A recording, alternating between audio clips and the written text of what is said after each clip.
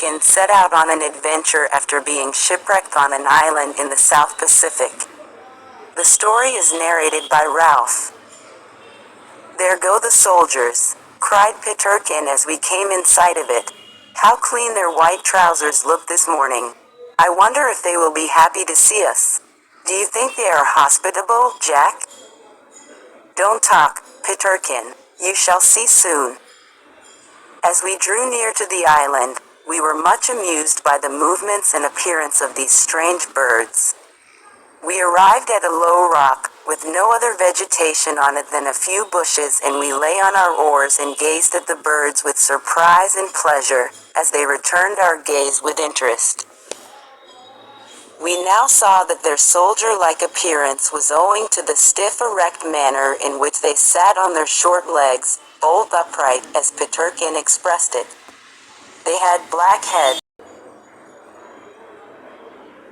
long sharp beaks, white breasts and dark blue backs. Their wings were very short, and we soon saw that they used them for the purpose of swimming underwater. There were no proper feathers on these wings, but in the water they floated like other water birds. At first, we were so stunned with the clamor which they and other seabirds kept up around us, that we did not know which way to look, for they covered the rocks in thousands. But as we continued to gaze, we observed several quadrupeds, as we thought, walking in the midst of the penguins. "More pull in a bit," cried Peterkin, "and let's see what these are. They must be fond of noisy company, to consort with such creatures. Echo it, if they..." To our surprise we found that these were no other than penguins, which had gone down on all fours and were crawling among the bushes on their feet and wings. Suddenly, one big old bird that had been sitting on a point close to us, gazing in silent surprise, became frightened, and running down the rocks, fell into the sea. It dived in a moment, and a few seconds later, came out of the water with such a jump, that we could hardly believe it was not a fish that had leapt out of the water with such great speed. "That beats everything," said Peterkin, rubbing his nose, and putting on an expression of surprise and anger. "I've heard of a thing being neither fish, animal, nor bird, but I never did expect to live to see an animal that was all three together at once. But look there," he continued, pointing with a tired look to the shore. "What has that bird got under its tail?" We turned to look in the direction pointed out, and there we saw a penguin walking slowly along the shore with an egg under its tail. There were several others, we observed, doing the same thing. And we found afterwards that these were a kind of penguin that always carried their eggs so. They had a useful pocket for the purpose, just between the tail and the legs. We were very much impressed with the regularity and order of this colony. The island seemed to be divided out into squares. Each penguin owned one, and sat in the middle of it looking very serious, or took a slow march up and down the spaces between. Some were hatching their eggs, but others were feeding their young ones in a manner that caused us to laugh a lot. The mother stood on a mound or raised rock, while the young ones stood patiently below her on the ground. Suddenly, the mother raised her head and uttered a series of loud, cackling sounds.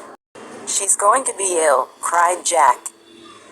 But this was not the case, although she looked like it.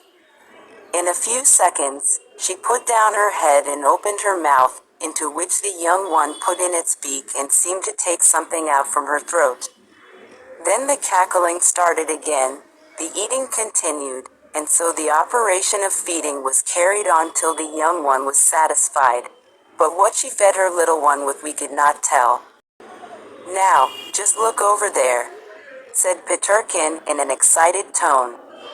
"That old lady penguin has just pushed her young one into the sea, and there's another about to follow her example." This indeed seemed to be the case, for on the top of a steep rock close to the edge of the sea, we observed an old penguin trying to get her young one into the water. But the young one seemed very unwilling to go, moving very slowly towards her. At last, she went gently behind the young bird and pushed it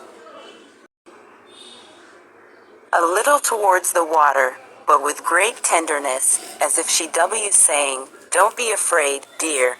I won't hurt you, my little one." Edge of the rock.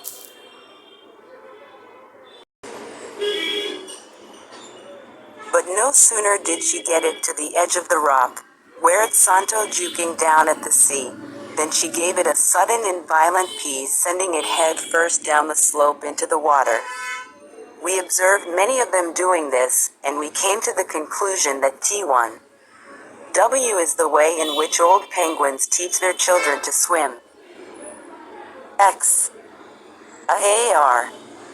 While we were watching this, we were shocked to see about a dozen of the old birds hopping in the most clumsy and towards the sea. The beach here was a sloping rock and some of them succeeded in hopping down to safety, but others lost their balance and rolled down the slope in the most helpless manner. The instant they reached the water, they seemed to be in their proper place. They dived and bounded out of it with great ease. 5. On seeing this, Peterkin turned with a grave face to us and said, "It's my opinion that these birds are all completely and entirely mad, and that this is a magic island." But though we spent 3 hours on this island as we watched these strange birds, and when we finally left them, we all agreed that they were the most wonderful creatures we had ever seen, and that we thought it likely that they were the most wonderful creatures in the world. Extract from The Coral Island by R. M. Balan.